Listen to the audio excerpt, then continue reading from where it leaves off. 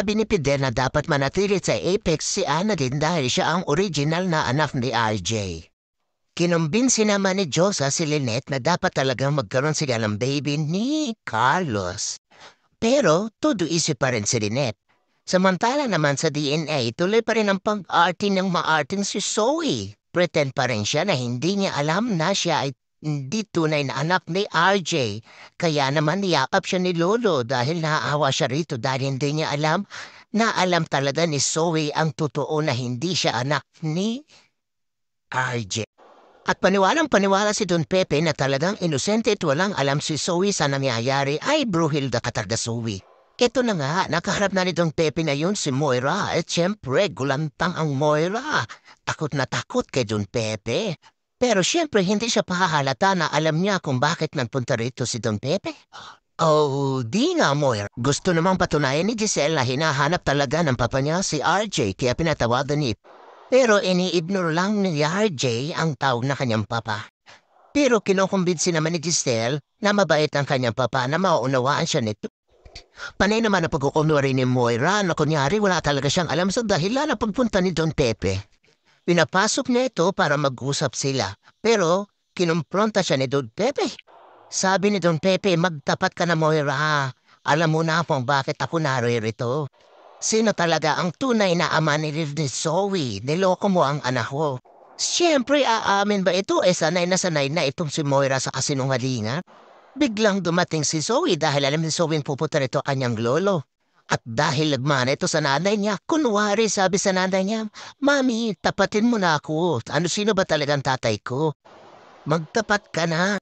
Pero siyempre, hindi siya magtatapat kaya sa kasinungalingan niya sinampal siya ni Don Pepe.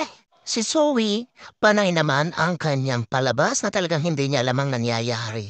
Ang sakit, di ba Moira? Ang sakit ng sampal, di ba? Kulang pa yan Moira, kung ako sumampal sa'yo, kaliwat ka na nasasampal ko sa iyo. Pinipilit siyang pagtapatin ni Don Pepe, pero siyempre tangging-tanggi. At nalilito siya, bakit si Zoe ay nagkukunwari ding hindi niya alam? Mami, sabihin mo na ako sinong tatay ko, sino talagang daddy ko.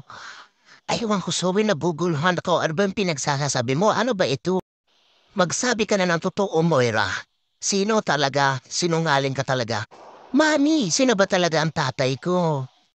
Para maganda ang kwento, nilabas ni Zoe ang DNA at sinabi nga sa kanyang mami na ito nagpa-DNA si Lolo. At kahit alam na ni Moira na talaga nagpa-DNA si Don Pepe, siyempre pretend pa rin siya. Ngayon, sabi ni Don Pepe, wala kang matatanggap. Makahit na sasabihin ko to kay RJ at wala kang makukuha kahit 5. Sabi ni Don Pepe kay Moira at sinabi niya rito na idedemanda kita ng adultery. Siyempre, takot si Moira na malaman ni RJ ang katotohanan, di ba? Kaya na nga alis na si Don Pepe, hindi niya ito pinayagang makaalis. Kumuha siya ng bote at pinukpok sa ulo, aray ko po.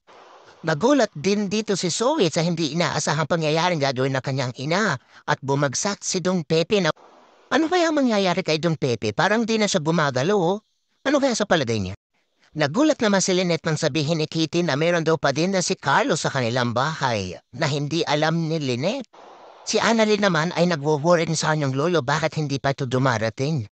Dahil sa pagpukpok ni Moirang demonita sa ulo ni Don Pepe na takot ng hustos si Zoe, hindi malaman pong anong gagawin, natataranta na siya. Mami, anong gagawin natin? Bakit mo yung ginawa? Bakit mo siya pinukpok? At chinek niya si Lolo kung may hininga pa ito.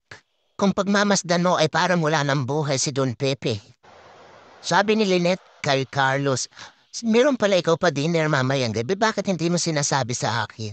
At dahil plastic talaga itong si Carlos, sinabi niya na nakalimutan niya at sabi gusto daw ng mga kaibigan niya ng Pilipino food. At gusto ni Carlos na si Lynette ang magluto para sa kanila. Takot na takot si Zoe. Ang bruhal din si Zoe na manang-mana sa bruhan ng ina. Siyempre naman hindi papaapekto dyan si Moira, ang bruha para si Moira.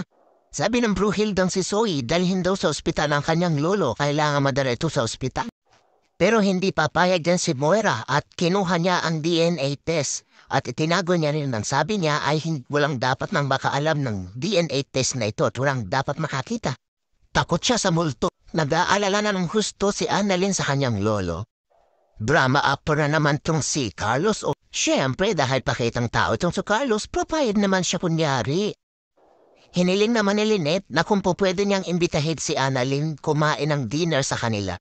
Pero kapag hindi nakatingin si Lynette ang asin mang mukha kasi ayaw na si Annalyn sa bahay kasi nga ay sakin siya. Nakikinig pa nga siya sa pag-uusap ni Lynette at saka ni Annalyn pero si Annalyn naman ay tumanggi kasi nga makikipagkita siya sa lulo niya.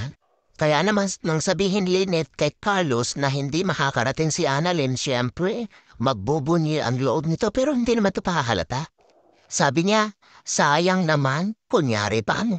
Pero wag ka, pagmasdan ninyo. Pag nakatalikod si Lynette, nakangiti o. Pakikitang tao talaga itong si Carlos o.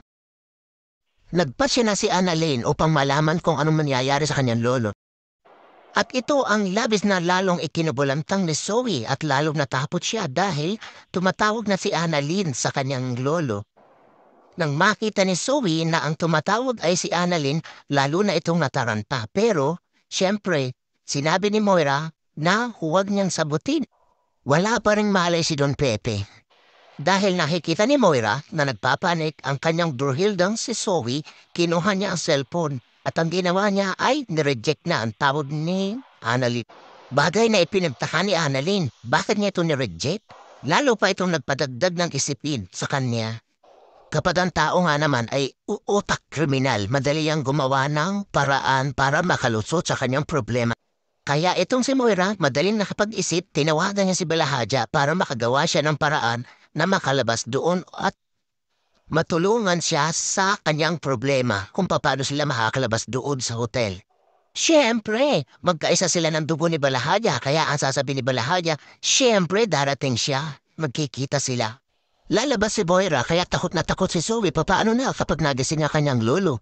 At siyempre, dahil berde ang dugo nitong si Moira, tuturuan niya si Zoe. Kumuha siya na isa pang bote upang ibigay kay Zoe at sabi niya, pukpukin mo ang lolo mo kapag nagising ulit. Pero nag-aalanganin si Zoe. Pero pinapili siya ni Moira, anong gusto mo? Bakulong tayo? At nagkita nga si Moira at si Balahadja sa labi ng hotel. Sinabi ni Moira na ayusin ni Balahadja ang trabaho nito. Pag-alis ni Balahadja, siya namang dating ni Annalyn at nakita nito si Moira. Nagulat siyempre ang bruha. Ano daw ang ginagawa ni Annalyn dito? Pero sinabi ni Annalyn na magkikita sila na kanyang lolo dito. Ang tagal na kasi nilang hinihintay si lolo pero hindi pa narating. Pero aamin ba si Moira na nakita nila sila ni Lolo Pepe? Natural hindi. Sabi ni Annalyn, kung dito ka nakatira at si lolo ay dito rin pupunta, baka nagkita kayo. Siyempre si Moira, iwas pusoy, aamin ba yan? May krimen nga siya ginawa, natural hindi aamin yan. Sa galing namang magkunwari ng babaeng ari Pero it's a joke, dumating ang wheelchair na ino-order ni Moira. Siyempre, takang-taka naman ng Annalyn, anhin daw yun. At diyan, marami naman pulusot si Moira. Napaupo na lang sa tapot si Zoe. Kaya nang dumating si Moira, nagulat siya na may dala-dala itong wheelchair. Anong gagawin ito sa wheelchair? Sabi ni Moira, kailangan nilang may labas ng matanda, kaya kailangan nila ng wheelchair. Kaya sabi niya kay Zoe, dayaan mo, tulungan mo ako na mai sampadiyan ang iyong lolo sa wheelchair. At lalo pa itong natakot nang malaman niya na si Annalyn ay naandun din sa hotel. Naisipan ni Annalyn na puntahan sa room niya si Moira. Naisakay na nga ng mag-ina si Don Pepe sa wheelchair. Naku, tatakas na nga sila. Pero pagdating nila dun sa may elevator, takot na takot pa rin si Zoe. Kaya habang naghihintay sila ng elevator na bumukas, ay hindi mapakali si Zoe at ito nga may lalabas ng elevator. Sino kaya to? Bakit kaya nagulat ang mag-ina? Sino kaya ang lumabas sa elevator?